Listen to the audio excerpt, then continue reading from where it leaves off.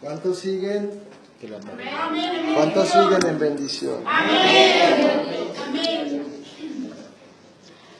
Gloria al Señor. Ya estamos aprendiendo. Es más, en Cristo siempre estaremos apenas aprendiendo. Amén. Gloria al Señor. ¿Cuántos siguen en victoria? Amén. Gloria al Señor. Siéntese en un momento. Los que están sentaditos pueden quedarse así. El Señor sigue hablándole a la iglesia y sigue mostrándole a la iglesia de todas las maneras posibles sobre la necesidad de que todos estemos orando. Una de esas maneras visibles que Dios nos ha mostrado acerca de la importancia de la oración es el Señor haber abierto las puertas en este lugar los días viernes. La verdad ha sido una de las bendiciones más grandes y yo corroboro lo que dice la hermana porque personalmente yo he podido ver la gloria de Dios en este lugar los días viernes. Hemos podido ver, o por lo menos yo no sé si ustedes, los que han estado perseverando, hemos podido ver aún en medio de la oración los obstáculos que el enemigo ha levantado, en medio de la oración, pero siempre la iglesia ha tenido la victoria en estos días especialmente. Amén. Así que también sigamos orando por las iglesias de este ministerio. Créame, mi hermano, cuando le digo que aquí en Zamora somos muy privilegiados, pero la obra de Cristo rompe las cadenas, necesita que Cristo ponga su mano sobre ella para poder seguir adelante. Hay lugares donde realmente muchos están necesitando lo que por misericordia nosotros tenemos en este lugar. Así que sigamos orando y también oremos por la Fundación San Miguel. La verdad es que yo personalmente he estado preocupado porque hemos sabido que ellos han sido los que han tomado la iniciativa para buscar a los pastores y realmente, independientemente de cuál sea la razón y la causa por la que ellos no se hayan comunicado, sabemos de verdad que la necesidad sigue ahí. Y quizás la necesidad sea más grande en este momento y por eso tenemos que seguir orando como iglesia. Amén. Vamos a ponernos sobre nuestros pies y vamos a abrir nuestra Biblia allá en Lucas capítulo 18.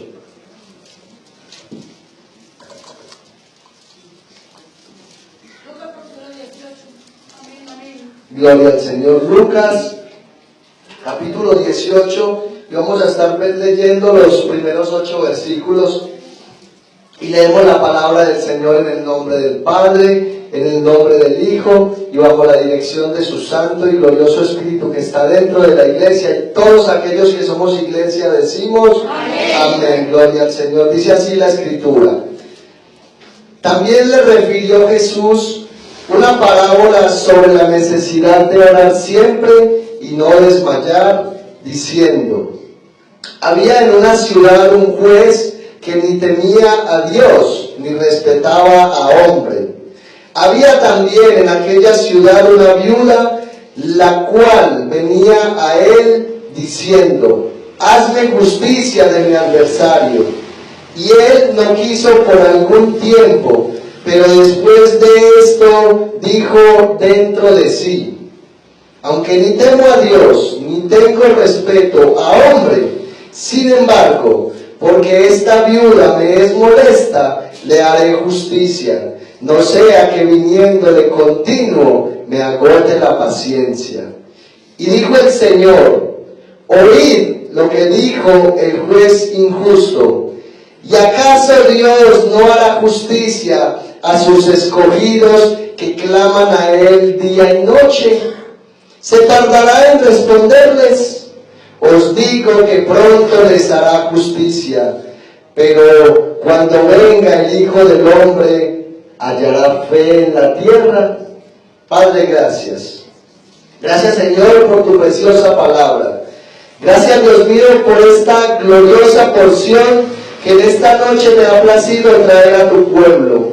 Gracias, Señor, porque una vez más tú sigues insistiéndonos a nosotros, tus escogidos, Señor, acerca de la necesidad que hay de nosotros como iglesia de acercarnos a ti, mi Señor y mi Dios, en oración, de intimar contigo a través de ella, de comunicarnos contigo que eres nuestro Padre y nosotros que somos tus hijos, Señor. Hoy más que nunca necesitamos, a través de tu bendita palabra, poder entender la urgencia que hay dentro de nuestro corazón de ser hombres y mujeres, Dios mío, que te amen y que te honren, pero que también te busquen a través de la oración. Yo te suplico de manera humilde, Señor, que en esta noche me des la capacidad, Señor, para poder transmitir el mensaje que tú quieres, Señor, sin desviarme del propósito por el cual este pasaje ha sido tomado. Yo reconozco, Señor, que no soy yo, que no es mi fuerza, que no es mi capacidad intelectual. Yo reconozco, Señor, que si no fuera porque tu Espíritu Santo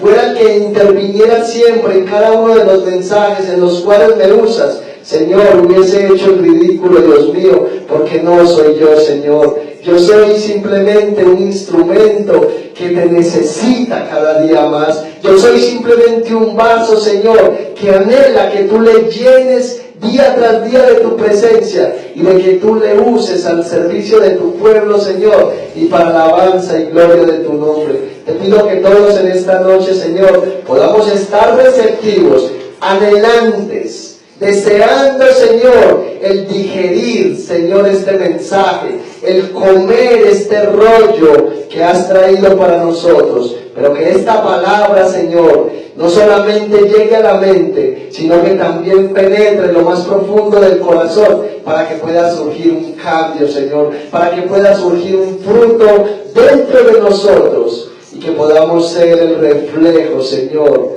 de ese Cristo de la gloria, que nos ha salvado, que nos ha perdonado y que nos ha transformado para llevarnos un día al cielo.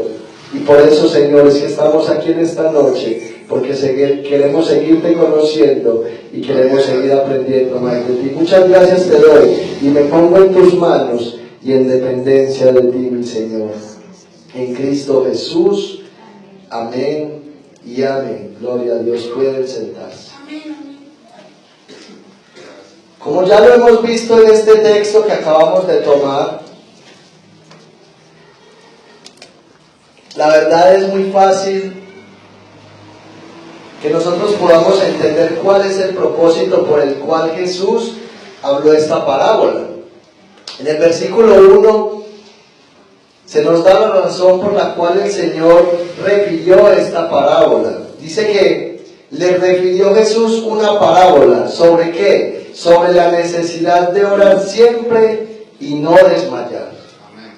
Ese fue el propósito por el cual el Señor lanzó esta parábola, para que la audiencia de aquel tiempo entendiera la necesidad de orar siempre y no desmayar. Para nosotros, en el día de hoy, año 2021, sigue siendo la misma, o más bien el mismo objetivo en este pasaje. Que usted y yo podamos entender la necesidad de orar cada 8 días. Eso es lo que dice el pasaje, ¿cierto? Siempre, siempre orar, siempre, ¿cómo? Sin desmayar. Por eso el título que le he dado a este mensaje de esta noche es Ora sin desmayar. Ora sin desmayar. Una de las herramientas más importantes que el Señor ha puesto en la iglesia es la oración. Una de las herramientas más importantes que el Señor ha dejado a la iglesia como un medio de gracia se llama la oración. Y lastimosamente hoy en día, dentro de muchas iglesias cristianas, la oración ha perdido no solamente el valor y la importancia, sino que también la oración ha sido puesta como algo insignificante por muchos. Es triste ver cómo muchos cristianos, ante un problema y una situación que requiere oración, no reaccionan inmediatamente. Algunos de los que se dicen ser cristianos y están en las iglesias cristianas, les da pena que la gente sepa que ellos le oran a Dios. Y lastimosamente esas personas que tienen la oración en algo poco, no ven resultados en su vida espiritual. No ven resultados porque la oración ha sido la única fuente de gracia por la cual el ser humano puede comunicarse con Dios. Dios se comunica con el hombre a través de su voluntad revelada en la Escritura.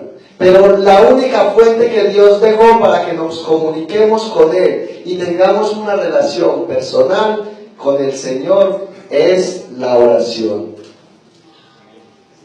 ¿De qué manera ustedes hoy que están aquí sentados ven la oración? Si ustedes hoy tuviesen que calificar la oración y darle una definición, ¿ustedes cómo lo harían? ¿Qué definición le daría cada uno de ustedes a la oración? Escuche, a veces por la debilidad de nuestra perezosa vida espiritual, debemos conformar nuestra mente a que una oración breve, continua, pero sincera, es mejor que ser irregulares o inactivos en la oración. Les voy a explicar.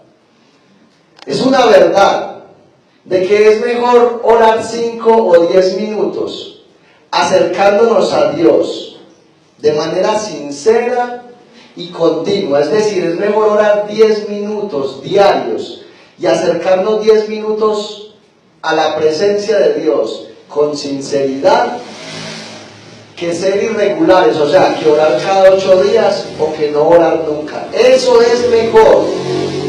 Pero sabe que la iglesia cristiana se ha metido este concepto en su cabeza y creen que eso es el todo del cristianismo. Creen que con nosotros acercarnos a la presencia de Dios solamente 10 minutos diarios, nosotros vamos a alcanzar una vida victoriosa, pero no es así.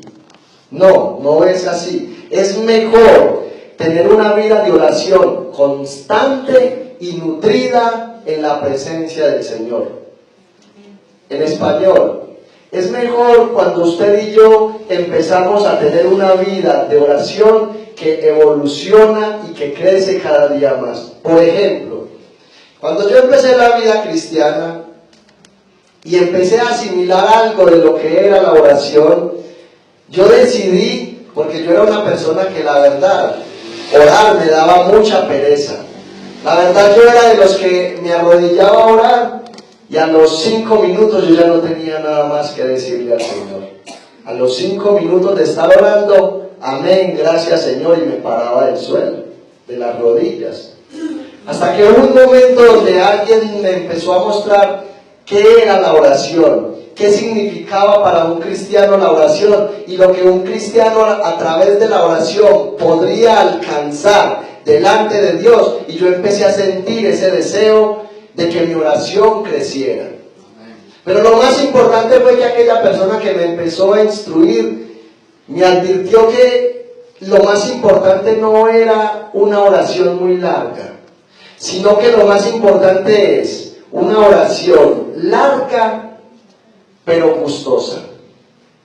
Y entonces yo empecé a orar 15 minutos, programaba la alarma 15 minutos y empecé con rutinas de 15 minutos. Cuando de un momento a otro empecé a sentir la necesidad de que no fueran 15, que fueran 20, luego que fuera media hora, luego 40 minutos, luego 1 hora, y luego 1 hora ya solamente me alcanzaba para saludar al Señor.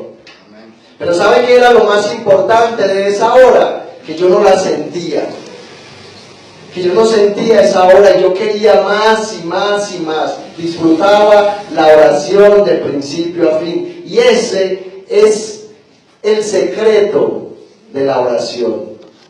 Cuando usted y yo oramos con plena conciencia, pero a la misma vez disfrutamos ese periodo de oración y no se vuelve simplemente en una rutina.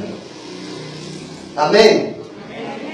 Escuche algo. Charles Spurgeon, que fue uno de los hombres que Dios más usó en los en el siglo XVIII, en los púlpitos, fue llamado el príncipe de los pastores, él entendiendo realmente lo que era la oración y lo que podía alcanzar la oración, no solamente en un cristiano de manera individual, sino en una iglesia completa.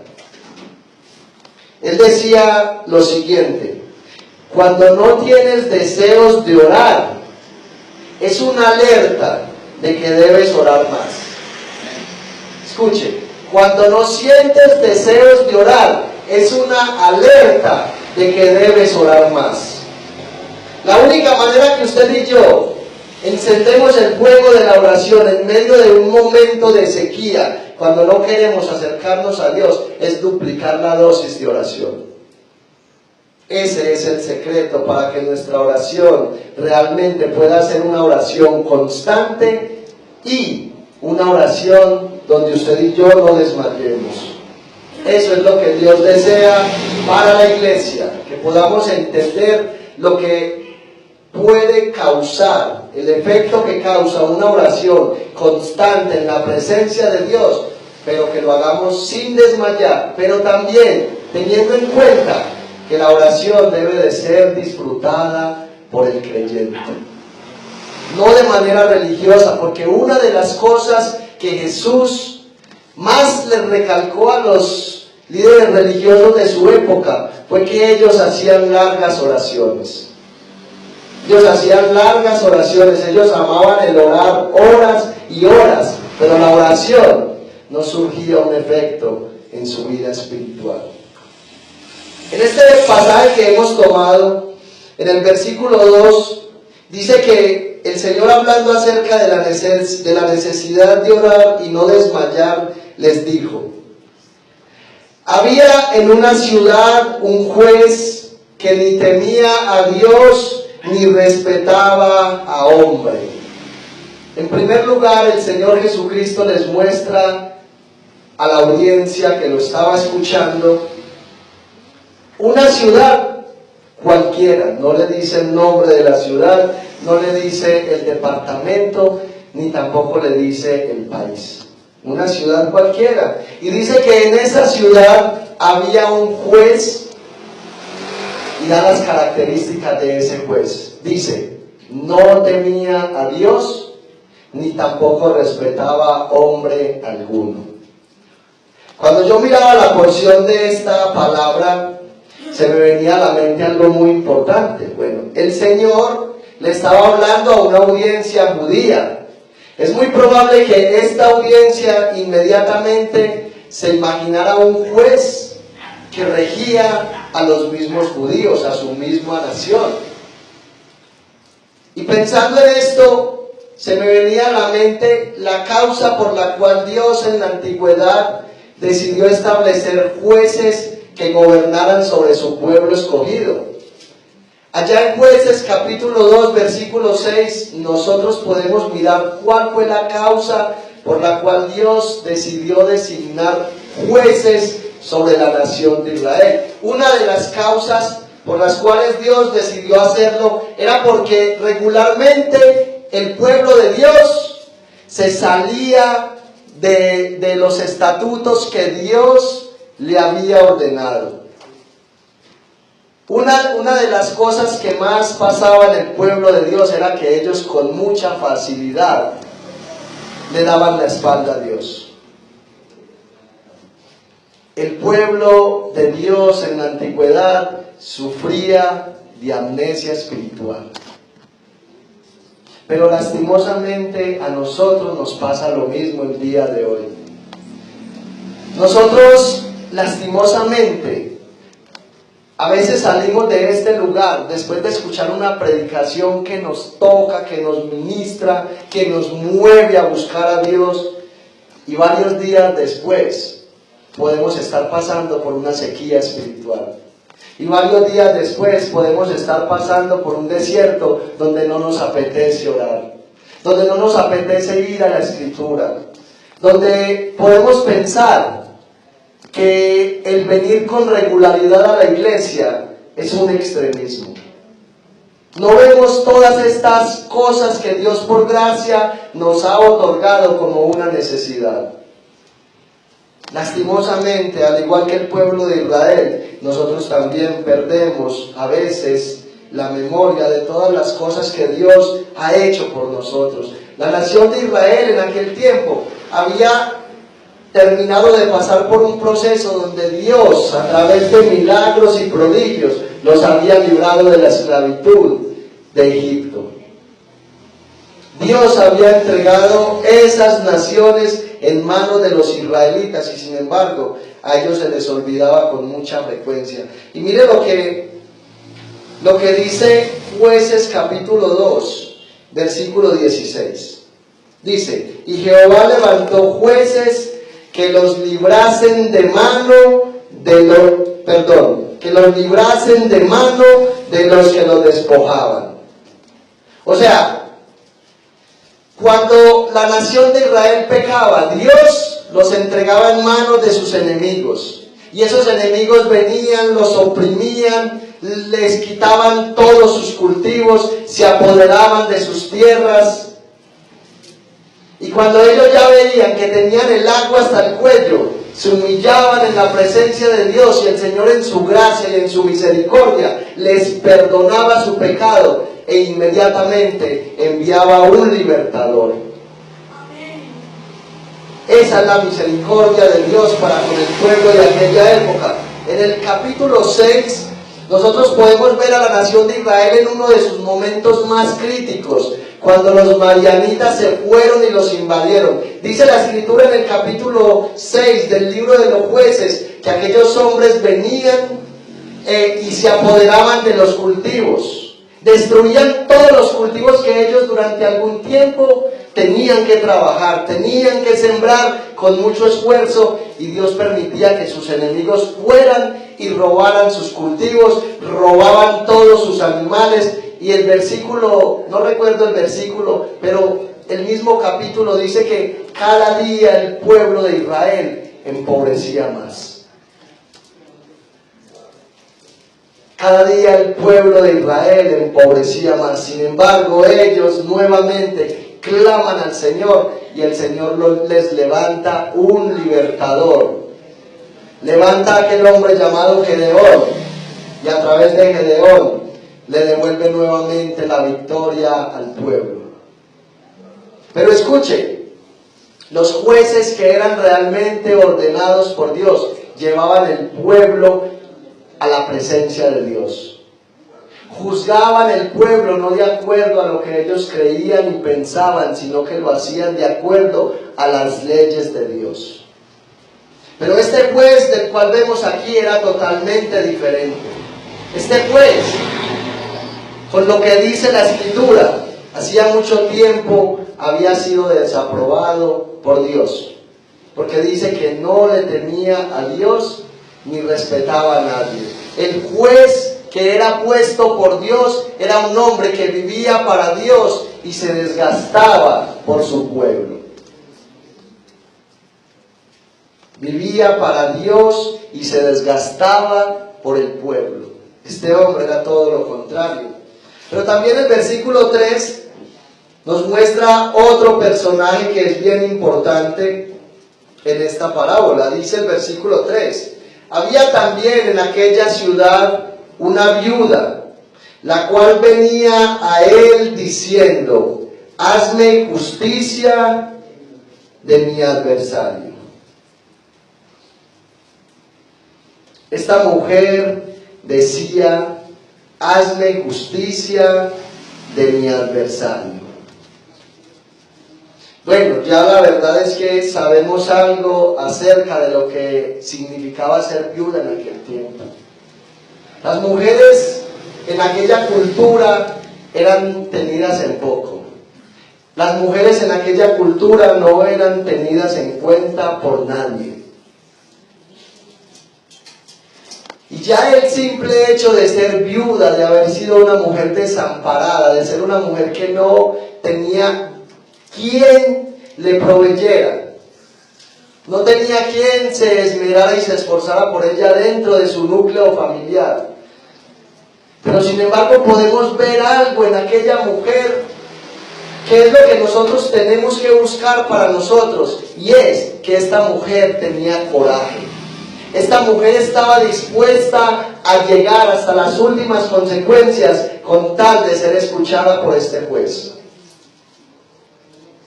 Dice que esta mujer venía a él diciendo: hazme justicia de mi adversario. Escuche esto. Venía a él diciendo: hazme justicia de mi adversario. En otras palabras, esta mujer venía con frecuencia donde este juez y le decía: bueno, yo de aquí no me voy hasta que usted no haga lo que tiene que hacer. Usted ha sido un juez puesto con Dios para que haga justicia, y yo estoy reclamando mis derechos. Yo de aquí no me voy hasta que usted no me haga justicia de mi adversario. Es muy probable que este juez, mientras que ella hablaba, estaba por allá distraído. Es muy probable que este juez de manera regular la hiciera sacar de su juzgado. No sabemos porque el texto no nos dice, pero el texto sí nos dice más adelante que el juez se molestaba. Al juez le molestaba la presencia de aquella mujer, pero algo bonito, a ella poco le importaba. Esta mujer se había trazado un objetivo y esta mujer dijo para sí: él es el único que me puede ayudar y me tiene que ayudar. Este hombre me tiene que ayudar. Esta mujer sabía que ese señor se estaba ganando la plata sentado y estaba dispuesta a hacerle la vida imposible. Ahora yo le pregunto algo a usted. Si usted estuviera en el mismo lugar de la viuda y usted fuera a un juzgado a hacer un derecho de petición, y este juez constantemente lo ignora a usted, ¿cuál sería su reacción? Yo le garantizo que más de uno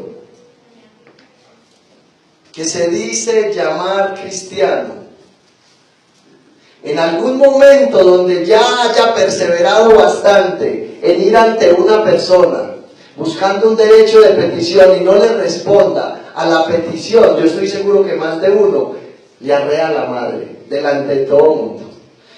Cualquiera deja salir su ira y su enojo.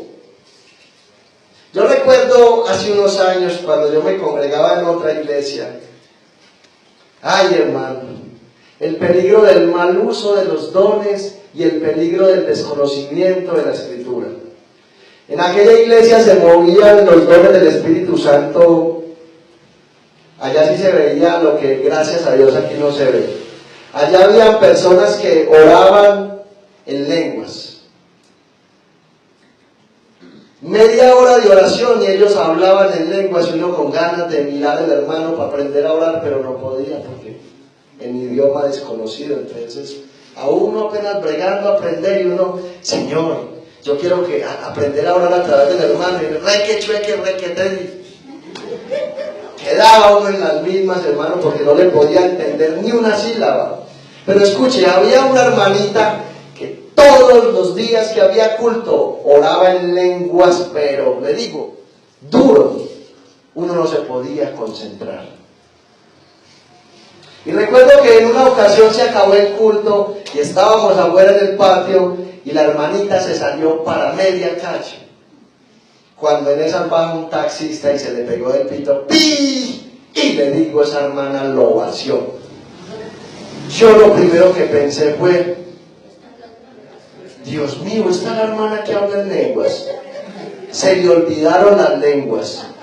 Yo lo primero que pensé fue: estas no son lenguas angelicales, estas son lenguas diabólicas.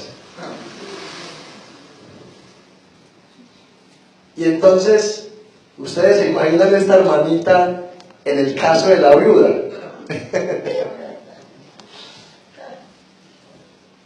Pero esta viuda era una mujer prudente, que sabía cómo llegarle al juez. Sabía cómo llegarle al juez Y aunque lo tenía cansado, el juez también sabía disimular. Y mire lo que nos dice el versículo 4. Dice, y él no quiso por algún tiempo, pero después de esto dijo dentro de sí, aunque ni temo a Dios, ni tengo respeto a hombre, sin embargo, porque esta viuda me es molesta, le haré justicia, no sea que viniendo de continuo me agote la paciencia. Hay algo aquí que usted y yo tenemos que tener muy en cuenta y que Dios nos guarde de caer en esto, y es la falsa humildad. La falsa humildad que no nos lleva a ninguna parte. Mire lo que dice el texto. El juez por algún tiempo ignoró la viuda, ¿cierto? La echó de su presencia, no le quiso solucionar el problema. Pero se llega un momento donde el juez medita dentro de sí mismo y dice el texto que el juez reconoce. Bueno, aunque ni yo temo a Dios, ni respeto a hombre, por causa de que esta mujer me es molesta, le voy a hacer justicia. No sea que viniendo de continuo me agote la paciencia, o sea que esta mujer me saque de mis casillas y quién sabe de qué manera yo reaccione.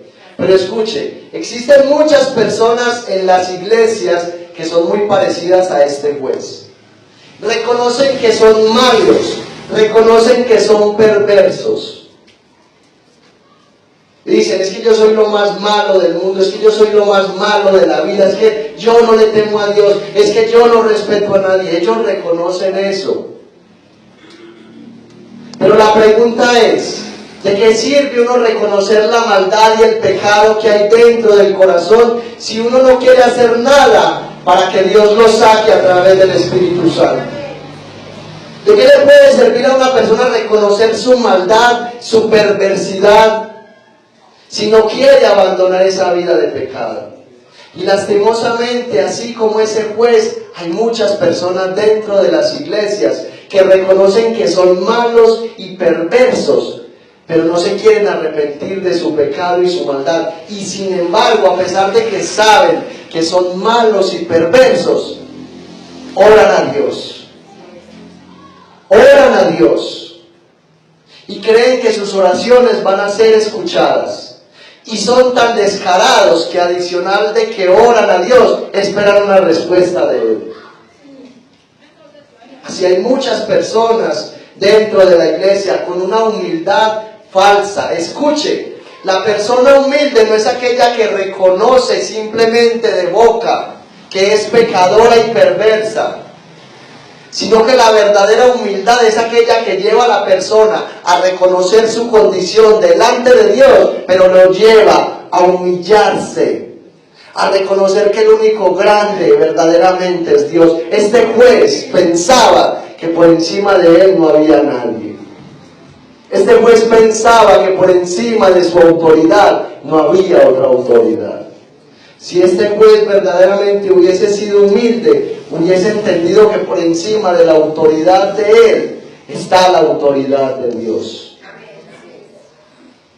Y así también, lastimosamente, como este juez, hay muchos pastores dentro de las iglesias, que son pastores que no se han querido someter a Dios, que son pastores que están viviendo en pecado, y sin embargo, quieren seguir pastoreando la iglesia de Jesucristo.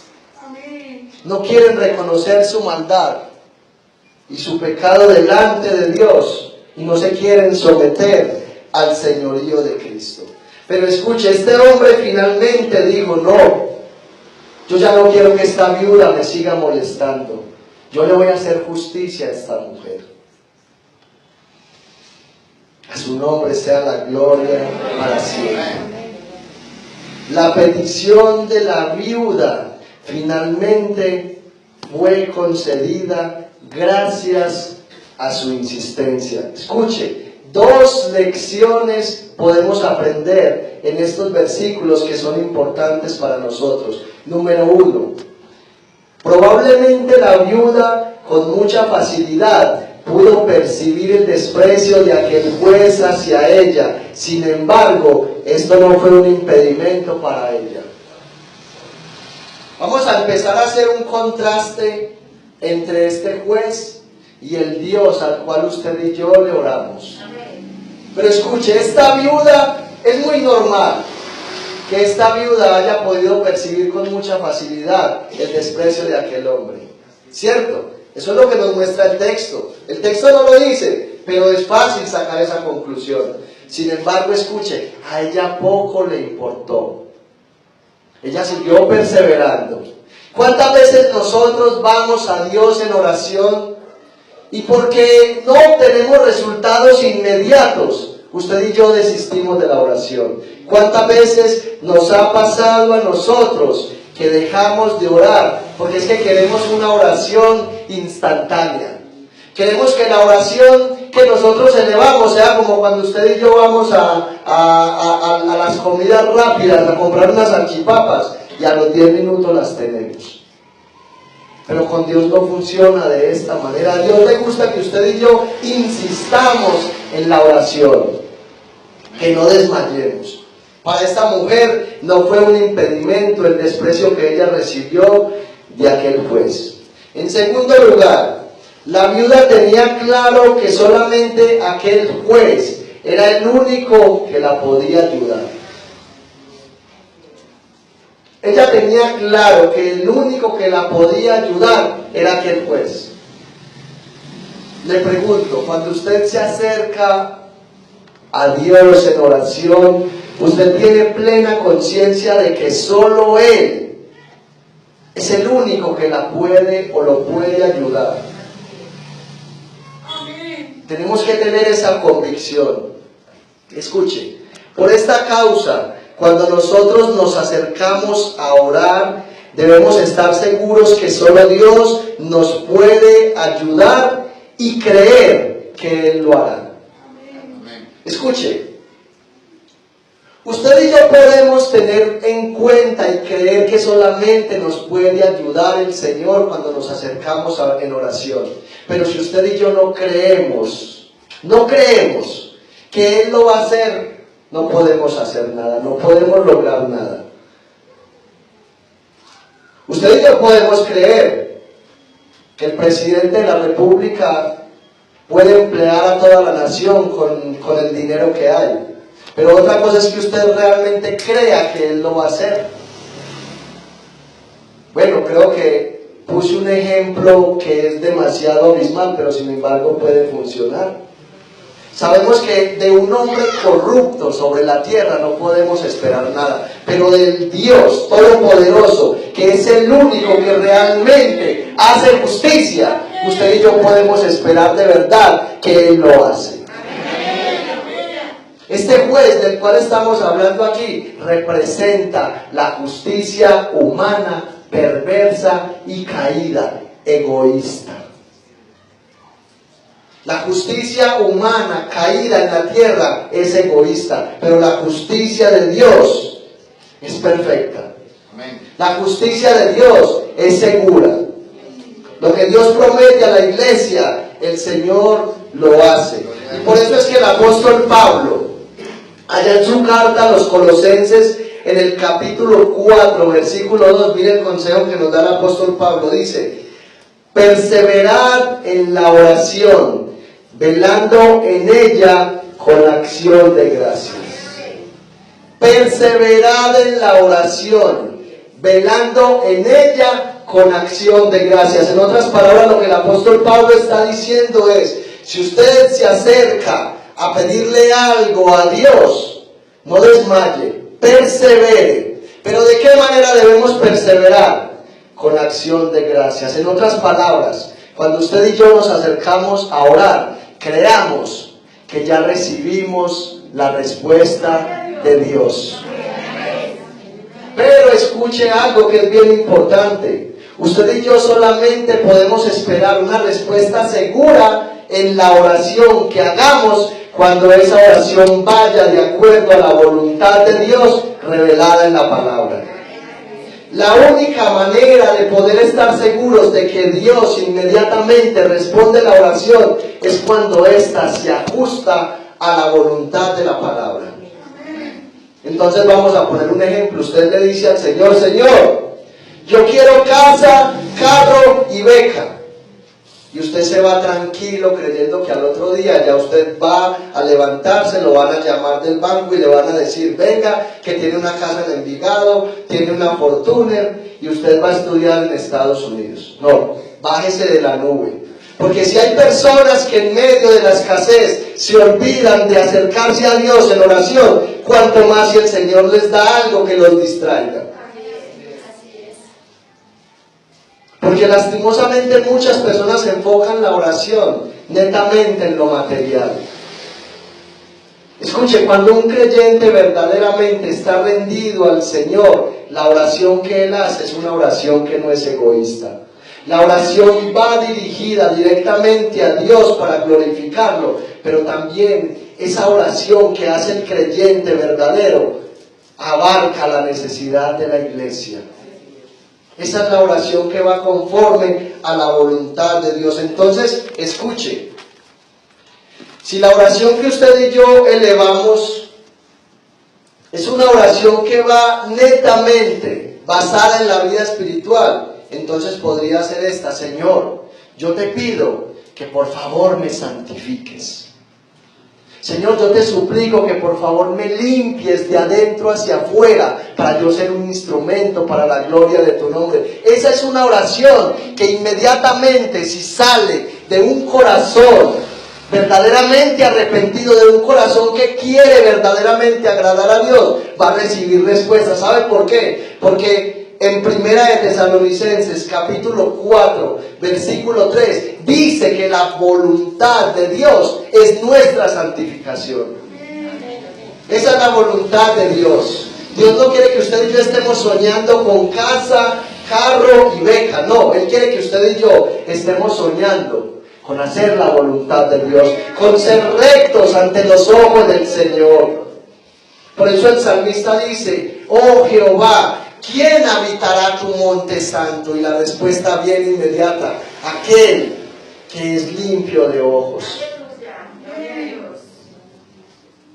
Bienaventurado aquel varón en cuyo corazón no hay engaño.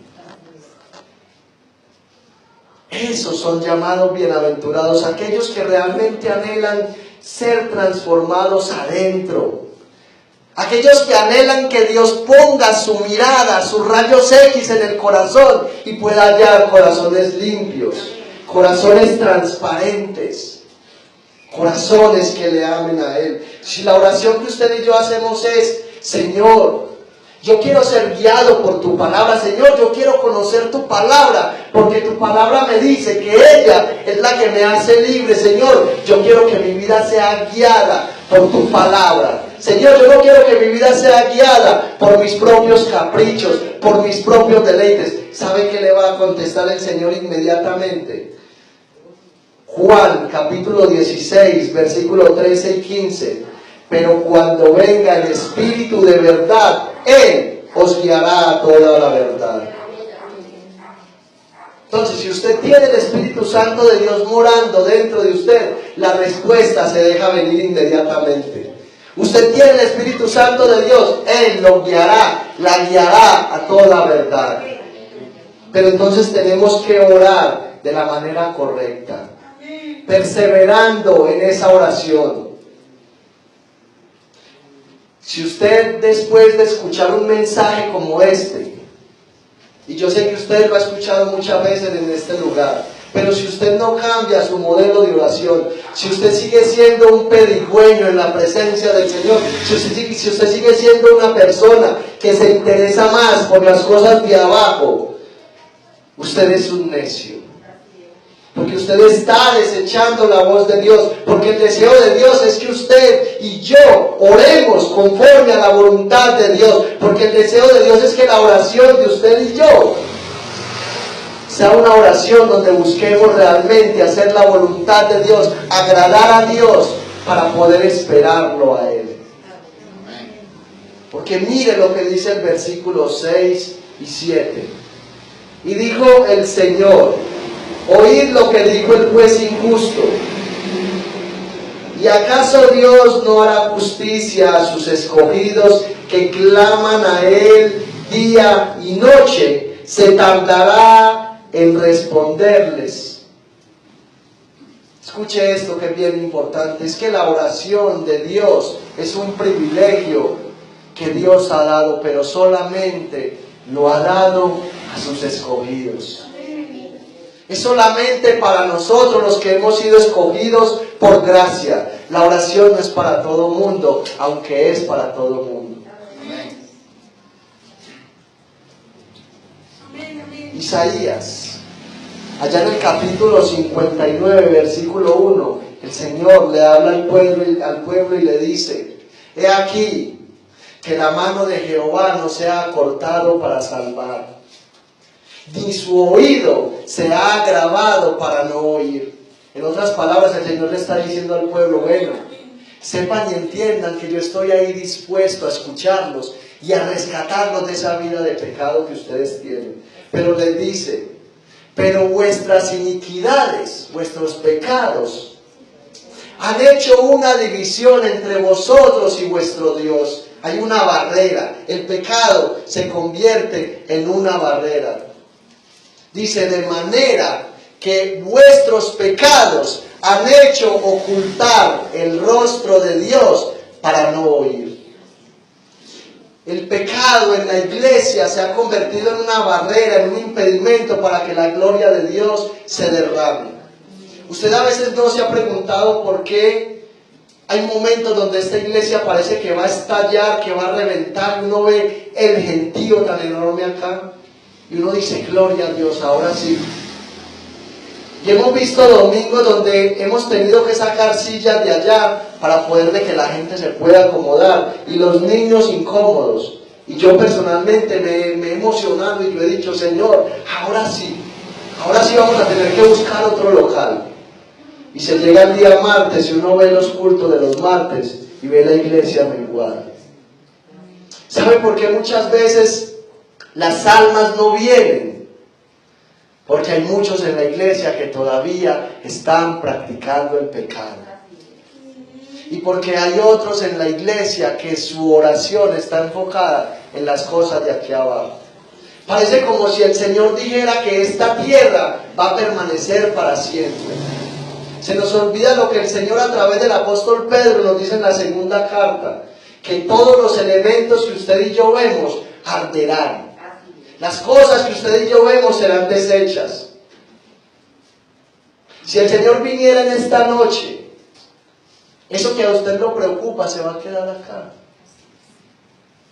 O usted se quiere quedar aquí luchando por lo que le preocupa, mientras que la iglesia se va con Cristo. Porque eso es lo que el Señor dice finalizando el versículo 8. Escuche lo que dice el Señor: os digo que pronto les hará justicia. ¿A quiénes? A sus escogidos. Pero viene una pregunta que parece como que el Señor aquí se salió de lo que venía hablando. Y el Señor dice: pero cuando venga el Hijo del Hombre, ¿hallará fe en la tierra? Y uno diría: Señor, pero ¿cómo así? O sea, usted estaba hablando del juez injusto, de la viuda, de la persistencia, y después usted viene y habla de su segunda venida. O sea, ¿y por qué? Bueno, no podemos mirar este versículo 8 sin antes mirar lo que dice el contexto en el capítulo 17. Porque en el capítulo 17 el Señor está hablando acerca de ese retorno que nosotros esperamos. Y el Señor dice que su segunda venida, esa venida por la iglesia, arrebatarla, va a ser como en los días de Noé. ¿Qué era lo que más se veía en los días de Noé? Una maldad hasta más no poder. Tanto que allá en el capítulo 6 del libro de Génesis dice la Biblia que Dios se arrepintió de haber hecho al hombre, a causa del pecado y la maldad que había en la tierra. Ahora yo le pregunto a usted, ¿esa misma maldad no es la que vemos hoy en día? ¿Qué es lo que más vemos nosotros en las noticias? Maldad. Usted prende el noticiero y la única noticia positiva que usted ve la dan 2 horas después del noticiero. Usted no ve noticias buenas hoy en día. Solo maldad, solo pecado. Y no se aterre de lo que le voy a decir, porque la Biblia dice que los hombres irán de mal en peor. Antes de la pandemia, cuando estábamos en plena pandemia, ¿qué escuchábamos nosotros? Ay, bueno, ya los hombres vieron que esto y aquello. Cuando salgamos de la pandemia, los hombres se abrazarán, los pajaritos volverán a volar libres. ¿Ya todo eso es lo que escuchábamos? Y más de uno, sí, más de uno se creyó ese carretazo. Yo nunca me lo tragué, porque la Biblia dice que los hombres irán de mal en peor. Pero también dice que como en los días de Lot. ¿Qué se veía en los días de Lot? El homosexualismo estaba disparado. Le pregunto, ¿acaso no es el mismo cuadro que tenemos el día de hoy? Yo recuerdo que hace 20 años hace 25 años, cuando yo aún era un niño, en medio de mi niñez inocente, un niño que quería salir del closet, para él eso era una guerra, era una guerra campal. Porque no cualquiera salía del closet. No cualquiera se atrevía a salir con un marihuano y fumárselo en media calle. La gente se iba y se escondía, porque en ese tiempo todavía se guardaban principios. Pero ya hoy, los mismos padres impulsan a los niños, porque ellos dicen, no, es que si mi niño nació con más hormonas de mujer, entonces yo lo tengo que apoyar. Entonces ya no le compran carritos y no le compran muñequitos, le compran Barbies a los hijos, porque yo conocí casos así de esa manera.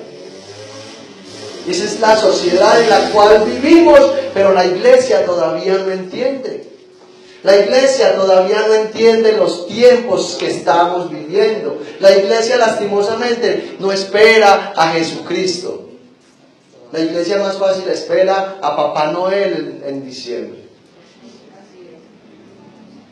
Hay gente en las iglesias que están esperando que llegue diciembre para descarriarse. No, ya están descarriados. Es que si usted anhela que llegue diciembre para hacer y deshacer, usted ya está descarriado. Hay gente que piensa que es que estar descarriado es estar por allá borracho, tomando trago, poniéndole los cachos a la mujer, diciendo malas palabras. No, el descarrío comienza cuando usted y yo destronamos a Dios del corazón y ponemos otros amores por delante. Ahí comienza el descarrío. Entonces la pregunta que el Señor hace es, cuando venga el Hijo del Hombre, ¿hallará fe en la tierra? O sea, ¿será que cuando el Señor venga va a hallar una iglesia fervorosa en oración? ¿Será que cuando el Señor venga por la iglesia va a encontrar los cristianos doblando rodilla, diciendo lo que dice Apocalipsis? Ven, Señor Jesús. Esa debe de ser nuestra oración. Nuestra oración es que Cristo venga por la iglesia. Pues yo le pregunto, ¿cuántos de ustedes están amañados viviendo en esta tierra? ¿Cuántos quisieran la eternidad aquí en la tierra de la manera que vivimos hoy? En el cielo, en el cielo. Pero entonces la respuesta no la deberíamos de dar nosotros. ¿De qué manera estamos buscando a Dios? Ahí está la respuesta. Porque usted quizás puede decir, no, yo me quiero ir para el cielo. Pero si usted es una persona que no ora, si usted es una persona que no va a la Escritura, si usted es una persona que no medita en Dios, si usted es una persona que no anhela estar en la iglesia, ¿cómo me va a decir usted que está listo para irse con el Señor? A mí no me diga eso, porque eso no está en la Biblia. En la Biblia uno ve una iglesia primitiva, fervorosa, ardiente en oración. Dice la Biblia que se reunían todos los días. Y a muchos les parece exagerado que aquí nos reunamos martes, jueves, viernes y domingo. Para muchos es exagerado 4 días. Para ellos toda la semana era cortica. Yo me imagino más de un creyente diciéndole, Señor, que la semana tenga 10 días para reunirnos 10 días semanales. Amén. Muchos quizás digan, no, el hermano está exagerando. No. La verdad, qué bendición estar en la casa del Señor. Yo prefiero mejor estar un día en la casa del Señor que 1000 años fuera de ella. Yo no sé usted, mi hermano, pero cuando yo me arrodillo a orar, yo quiero estar en la presencia del Señor y simplemente que mi alma vuele a la misma presencia del Señor. Ahora, cuando yo estoy orando, yo tengo una lucha, no sé si usted la tiene, yo tengo una lucha contra mi naturaleza. Tengo una lucha contra la pereza. Tengo una lucha contra el sueño. Pero cuando usted y yo realmente entendemos lo que es perseverar en oración, le damos a la rodilla hasta que el Señor nos dé la victoria. Por eso doy gloria a Dios por los cultos de los viernes en este lugar. Que el Señor nos siga ayudando realmente a entender lo grandioso, lo maravilloso que se esconde detrás de ese regalo que el Señor nos ha dado, que se llama oración. Que podamos como iglesia verdaderamente seguir perseverando, pero no de cualquier manera. Como dice el apóstol Pablo, fervientes en oración, una oración fervorosa. Una oración que alcance el trono de Dios. Ahora quizás usted me dirá, hermano Albeiro, pero es que yo 5 minutos y yo ya no veo por qué orar, porque yo en 5 minutos oro por mí, oro por la iglesia, oro por los pastores, oro por mi trabajo, oro por mis compañeros de trabajo, oro por la casa, oro por el empleo, oro por la provisión. ¿Por qué más voy a orar? Le digo, si usted solamente ora 5 minutos y no tiene nada más que orar, eso es una oración superficial. Porque es que si usted ora por cada creyente, usted debe de orar de manera individual. Usted, como creyente, debe de aprender a conocer los hermanos y no solamente mirarlos de manera superficial, sino pedirle a Dios que le muestre la necesidad que hay en el hermano y orar por el hermano. Entonces supongamos algo, yo empiezo a orar por el pastor. Yo, Señor, yo te pido por el pastor, te pido por favor, Señor, que lo fortalezcas. Dios mío, yo te pido que le des sabiduría. Dios mío, yo te pido que tú pongas ese amor en él por tu palabra. Señor, que él se deleite cuando vaya a tu palabra y que él sea confrontado, Señor, a través de cada pasaje.